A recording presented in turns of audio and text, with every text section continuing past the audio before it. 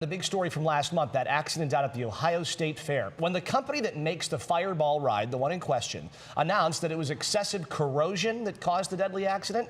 We wanted to know how state inspectors missed that and whether the mandatory annual inspection of the ride was done correctly. What we found raising a lot of troubling questions. Here's consumer investigator Danielle Serino. Yeah, Chris, in addition to the inspection done by the Department of Agriculture, the manufacturer requires the Fireball to be tested once a year using what's called non-destructive testing. It's high-tech inspections of rides while they are disassembled. Well, there was one done back in October, but some would say it didn't go far enough. So is there someone to blame?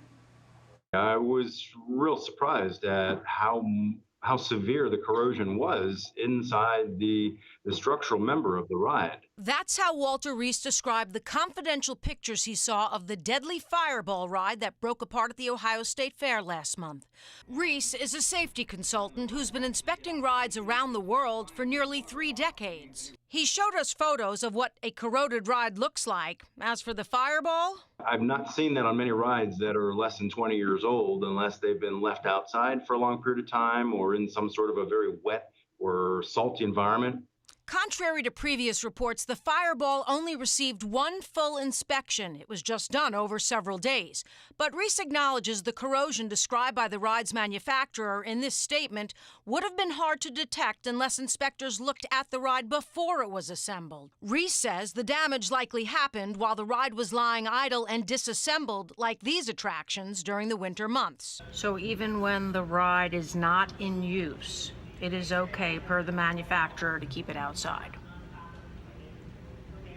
You can't tell me that. We spoke with Amusements of America, which owns the 18-year-old ride. They called that accusation silly, saying this ride is designed to be outdoors most of the year, and they did all the inspections required by the manufacturer. So you're saying that there were no safety alerts or bulletins issued that talked about corrosion and the need to do any kind of extensive testing? Not that you're aware of. Reese says even if the manufacturer didn't call for certain inspections, Amusements of America dropped the ball. You need to look for this sort of a condition on every ride, all the time, every year when you've got it torn apart. That's what a tear-down inspection is for. We also contacted the firm that did that high-tech non-destructive testing back in November. They referred us to their attorney who wouldn't comment until all of their records have been reviewed.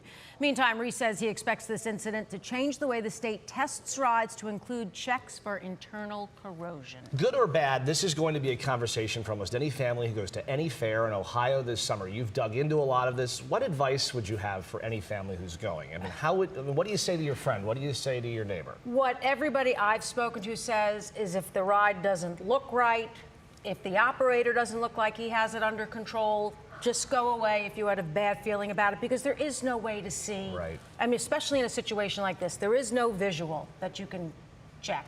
And make sure you're with the right height requirements, weight requirements. It's the best you can do. These don't happen that often. It's just past the smell test, really, when you're there. And it's so rare. I mean, it's just incidents like this bring it to everyone's attention. Okay, Danielle, thank you. Thank you.